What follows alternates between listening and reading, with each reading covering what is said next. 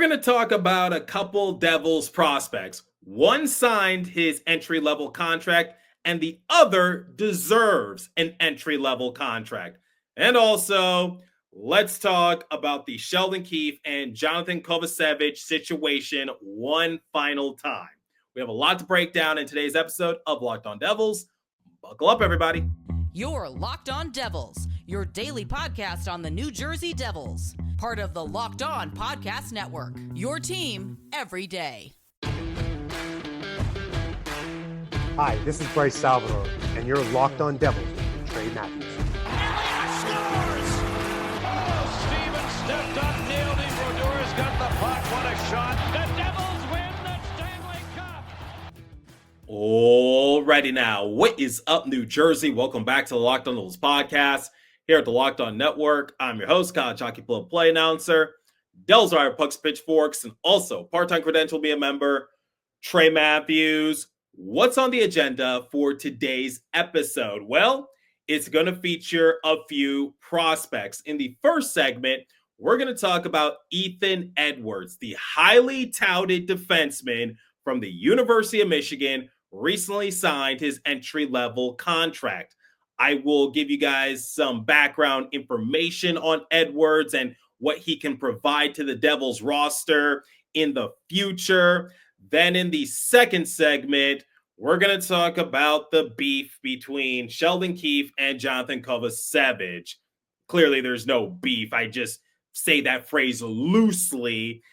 I think everybody knows what happened a few days ago, and I didn't get the chance to talk about it in the post-game recap episode just because obviously other things take priority, but ESPN, they talked about the matter extensively during the broadcast. They provided some more information. Sheldon Keefe spoke about the matter during one of his media availabilities. So I wanted to address it on today's show. Then in the third and final segment, as some of you might have already been aware, I am an alum of Arizona State University, Forks Up, and I want to vouch for an ASU player. His name is Artem Shlaine. He is a friend of the show. He appeared on the show over the summer. He had a great year with the Sun Devils. He was drafted by the Devils in 2020, and I'm going to make a case as to why the Devils should sign him to an entry-level contract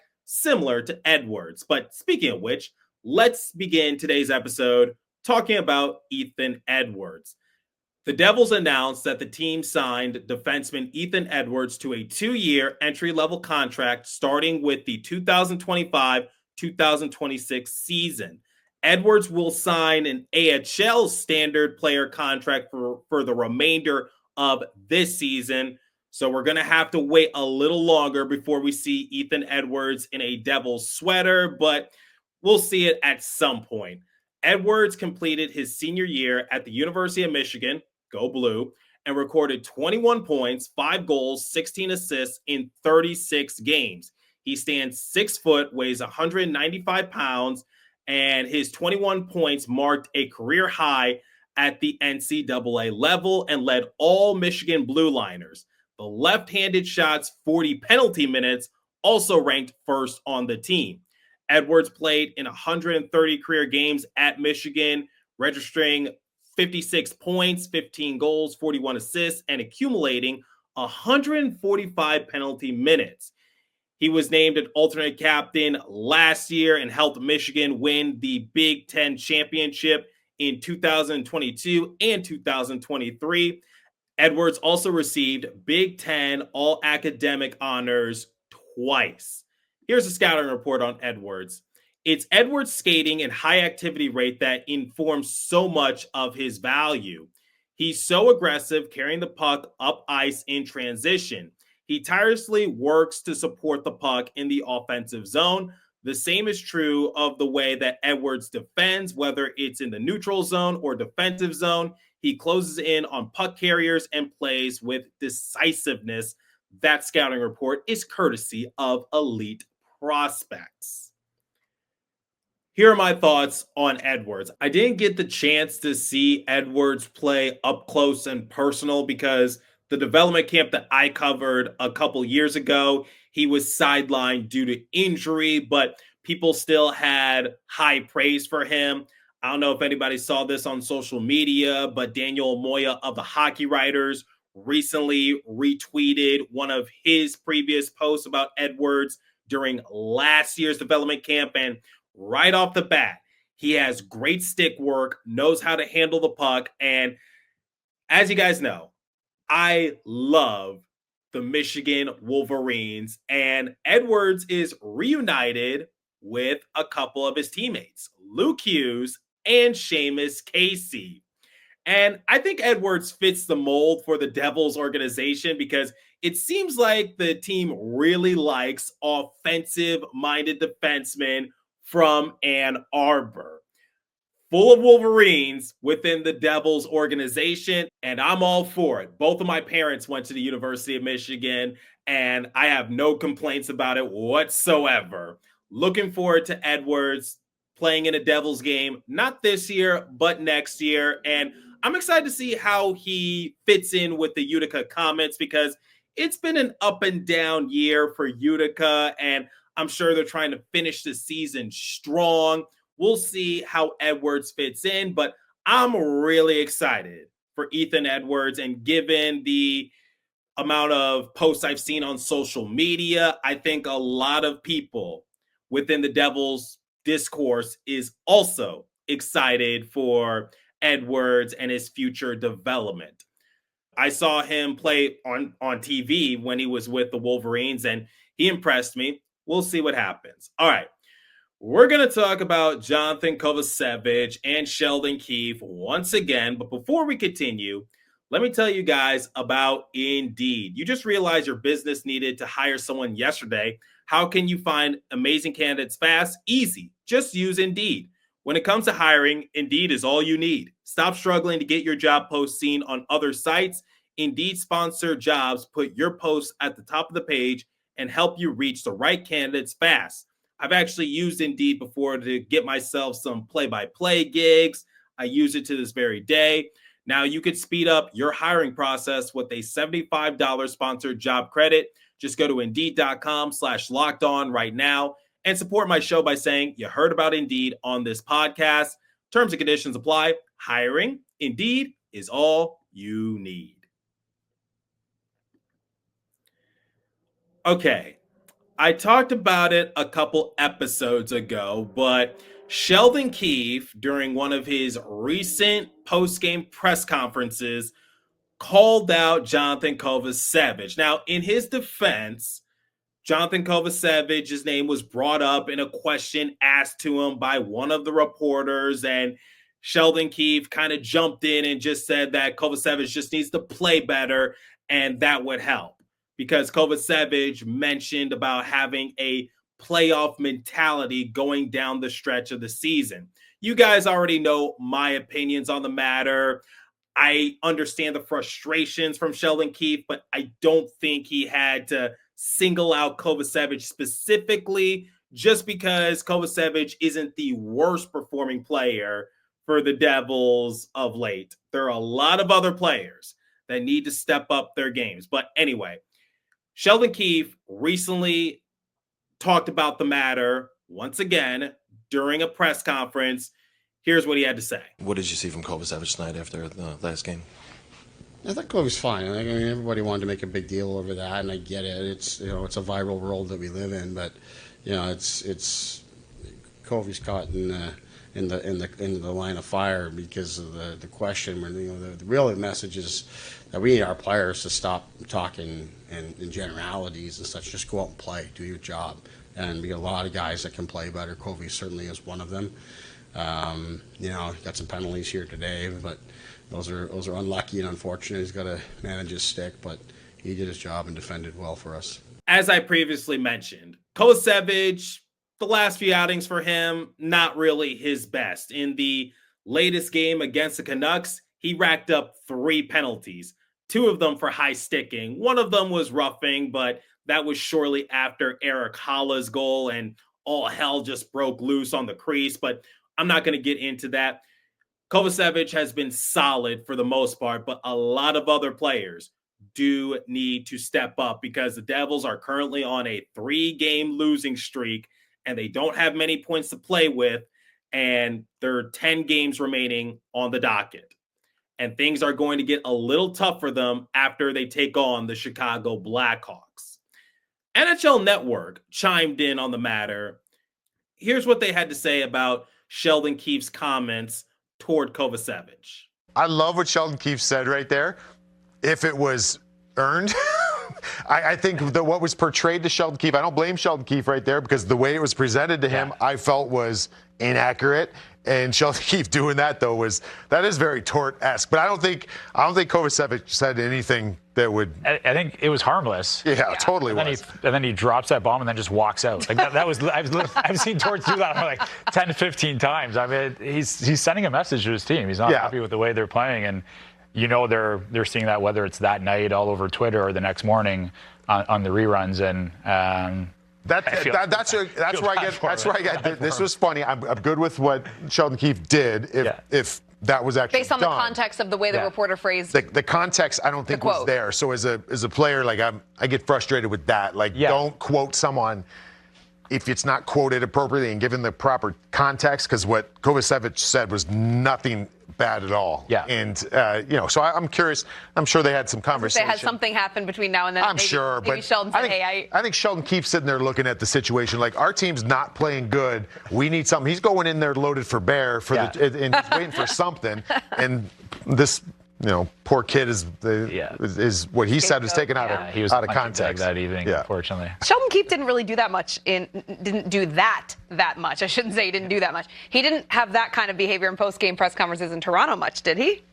No, he didn't, and he's done it numerous times this year. And I don't know if that's a product of the team that he has in Toronto having as many guys as they did, making as much money as they did, having a lot of say of what went on, or the Toronto media just being that aggressive and would be all over him, and who knows how long that would last, where maybe in Jersey you can kind of sweep that one under the rug a little bit. But to your point, I don't remember doing that once in Toronto, really going after one guy, and he's done it numerous times this year. So here's the thing, and it's like I feel like coaches are just like players. Like you learn as you go along, and Sheldon Keefe has probably adjusted with some things that he did in Toronto to where he's at now. But I do remember the one time he kind of called out the big boys in Toronto, but didn't you remember he kind of walked it back the next day? Oopsie. And then it's like no, that you can't. It's got to be you got to stick with it if you're going to do that. So maybe he's doing it more now to just establish that, and I'm good with that. But this was one where I'm a little upset with the way that the reporter kind of threw this out there. I see what they're saying. I understand the direction they're trying to take it in, but here's where I disagree. The reporter didn't get the chance to finish asking his question because Sheldon Keefe cut him off and just said Kovacevic needs to play better. And he's right. Kovacevic does need to play better, but I don't think it was right to single him out. But we talked about it in the Pucks and Pitchforks group chat, and my boss, Nick Villano, jokingly said that if Big Bird's name was mentioned, then Sheldon Keefe would probably say, Big Bird needs to play better. ESPN talked about the matter in the previous game because they were broadcasting the game between the Canucks and Devils, and they asked Sheldon Keefe about it, and he said he didn't regret what he said, but he understood that he put Kovacevic in the line of fire. But here's what I found interesting. Sheldon Keefe revealed that shortly before the press conference, he was back in his office watching a replay of Kovacevic's first few minutes of the second period from Saturday's game. The press conference obviously took place on Saturday. That was the game in which the Devils lost to the Senators. And after the game concludes, the media, we talk to the players first. And depending on the amount of players that are made available, it could take anywhere from 10 to 15 minutes. So it's not out of the ordinary for Sheldon Keefe to be in his office after the game, just calm himself down before he has to speak to the media. I'm sure he had to get some sort of training while being the head coach in Toronto. So he was already a little frustrated and fuming. And it didn't help that the Devils were coming off a tough loss against the Senators. And I've said it before, it's a stressful time within the Devils locker room because they haven't clinched anything. And right now, they're just looking to string together some wins so that way they can stay afloat. My mindset is limp to the finish line, get to the playoffs, because whether you want to acknowledge it or not, if the Devils make it to the playoffs, that's an improvement from last year. Everything else is gravy. But digressing a little bit, I totally understood the frustration from Sheldon Keefe. However, he didn't know the context of what Johnathan was asked. Kovacevic was just talking about how playing at home can give the Devils some energy and give them that playoff mentality. But to play devil's advocate here, the Devils' main focus shouldn't be on the playoffs, because if they continue to lose games and the Rangers continue to catch up to them in the standings, or the Islanders or the Blue Jackets catch lightning in the bottle, the playoffs won't even matter. Honestly, playoffs shouldn't be on the Devils' mind for right now. What should be on their mind? Trying to string together some wins. That's the most important thing.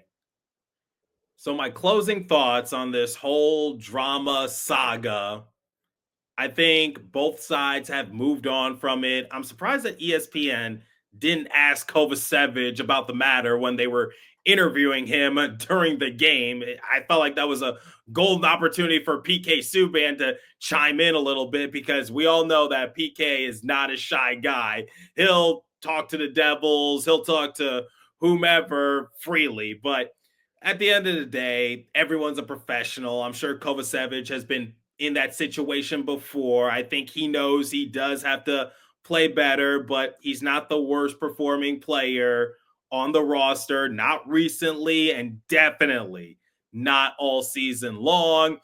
Sheldon didn't understand the context of what Kovacevic was asked. The reporter didn't get a chance to finish asking his question, so you don't know what direction he was trying to take it in. He didn't get the chance to land it because Sheldon Keefe cut him off. And I personally don't have a problem with how the question was phrased. I think that's a bit of a stretch if you ask me. And I guess now everyone looks at it as a laugh. Sheldon didn't seem too bothered by it. He even said that Kovacevic is a great guy, and Kobe didn't seem bothered by it either. I think for right now, everyone's just going to move past it, and let's just get back to focusing on hockey, because the Devils are still in a playoff position. Let's not forget that. I think a lot of people are just wrapped up in the recent struggles for New Jersey, because it's been a tough go for them the last few weeks, from the injuries to the lackadaisical trade deadline to the inconsistencies. They're still third in the Metro, and I think that's a good position to be in. Hopefully, this is the last time that I have to talk about the quote-unquote beef between Kovacevic and Keefe. Went viral. Everyone had their opinions, but I think both parties are just trying to move past it. And I'm sure Keefe and Kovacevic had a discussion about it, not in front of the media, not in front of cameras, and rightfully so. And it didn't seem like either guy was bothered by it. But those are my closing remarks. And before we get back to talking about prospects, let me tell you guys about Trade Coffee. If you're like me, your mornings have to start with a good cup of coffee, but I got tired of settling for grocery store brands that just weren't cutting it. That's why I turned to Trade. And let me tell you, this coffee is next level. Trade is the #1 specialty coffee marketplace in the U.S., bringing you fresh coffee from over 50 of the country's top roasters. Their experts have taste tested thousands of coffees, curating over 450 amazing roasts. Whether you're new to coffee or know exactly what you like, they'll handpick the perfect match for you. As some of you know, I'm always traveling, covering the Devils, in and out of airports. I need a coffee to just perk me up a little bit, and Trade Coffee is the perfect match for me. Right now, Trade is exclusively offering our listeners 40% off your first order at drinktrade.com/LockedOnNHL. That's drinktrade, TRADE.com/LockedOnNHL for 40% off your first order. drinktrade.com/LockedOnNHL. Okay. Like I said in the first segment, I am a proud alum of Arizona State University, and I am going to vouch for one of my fellow Sun Devils, Artem Shlaine, who is also a friend of the show. If you want to check out the interview that I conducted with him last year over the summer, the link to that will be in the description. But Artem Shlaine was selected by the Devils back in 2020. He originally hails from Russia, similar to Anton Salayev and Mike Yegorov. After putting up subpar numbers with Connecticut and Northern Michigan, Shlaine revived his collegiate career with the Sun Devils under head coach Greg Powers. I might be biased, and you could call it however you want to call it, but I really do think that the Devils need to offer a contract to Artem Shlaine because he really took the Sun Devils to the next level. He played a big role on the Sun Devils top line. And let me give you guys the background information on ASU, their season, and then I'll talk about Shlaine specifically, and that's how we'll close out today's episode. What happened at ASU? After being independent for many years, the Sun Devils joined the NCHC division for the first time this season. The Denver Pioneers, who are the defending national champions, also compete in the same division for reference. Despite being new, the Sun Devils had a historic season. They collected 21 wins and were consistently ranked in the top 20 by USCHO and USA Hockey. At one point, the team went on a 10-game winning streak, including back-to-back wins against Denver, who were the number one ranked team in the nation at the time. That's pretty incredible if you ask me. The Sun Devils carried their momentum into the NCHC tournament and swept Minnesota Duluth in front of an electric crowd at Mullet Arena. Sorry, Chico. If you don't get the reference, Chico went to Minnesota Duluth, but he's my buddy. He's my guy. Just a little jab at him, but all respect to Chico. Anyway, getting back to ASU, can I just say it was great to see a playoff atmosphere in the desert once again. I'm going to say this loud and proud. Hockey belongs in the desert. I say this respectfully, but the Arizona Coyotes should not be in Utah right now. They should be playing in the desert.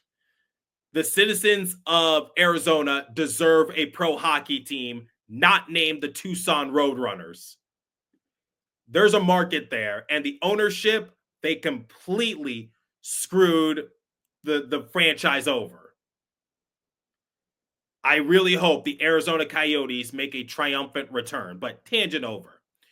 Unfortunately, the Sun Devils' historic season ended in the semifinals after losing to Denver, but the Sun Devils impressed in their first season as members of the NCHC.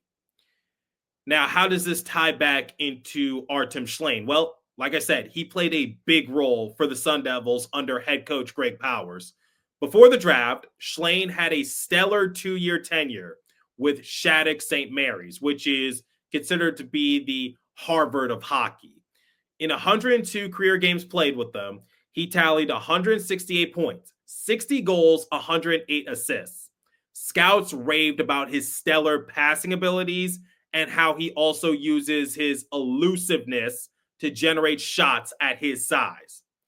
After uninspiring seasons with both Connecticut and Northern Michigan, Shlaine saw his role elevate with the Sun Devils' top line. He was second on the team in goals and points. He had 17 goals and 38 points in 31 games played. He was also very effective in the faceoff dot, posting a faceoff win percentage of 55%, which was 14th in the division. He established himself during January. For starters, he helped lead the Sun Devils to their second straight Desert Hockey Classic Championship. If you don't know what that is, it's an in-season tournament that the Sun Devils compete in annually. In 10 games played during January, he led the NCHC in points, 18, assists, 13, shorthanded goals, 2, plus-minus rating, plus 11, and tied the program record for second longest point streak, 7. Unfortunately, he suffered an injury against Miami, Ohio on January 31st. Defenseman Ryan Cox laid a big hit on him. As a result, Shlaine had to be stretched off the rink and transported to a nearby hospital for further testing. Luckily, he didn't miss any time, but it was still a disappointing way to end his dominant January. Now that Shlaine's collegiate career is over, the Devils should sign him to an entry-level contract. He's demonstrated that he's a prolific scorer and was a big reason why the Sun Devils saw so much success in their first season, a part of the NCHC. Given his track history with Shattuck, he has a lot of potential. Luckily, he was able to unlock some of it while being in the desert. Like I said, I might be biased, but I think Artem Shlaine has a lot of potential, and maybe Utica should look at him, pick him up, and give him a chance. I'm sure they would like to finish the season strong, but share your thoughts. What are your thoughts on Ethan Edwards, Artem Shlaine, and the whole beef between Johnathan Kovacevic and Sheldon Keefe? I'm curious to hear your opinions on the matter. Leave a comment down below if you're watching on YouTube. If you're listening on podcast streaming service, hit me up on my personal X page app at TrainMat4 or the show's X page app at Locked On Devils. As for today's episode, that's all the time I have for you. Continue to stay safe. Have a wonderful day, New Jersey. Go Devils. I'll catch you guys in the next episode. Thanks for listening once again.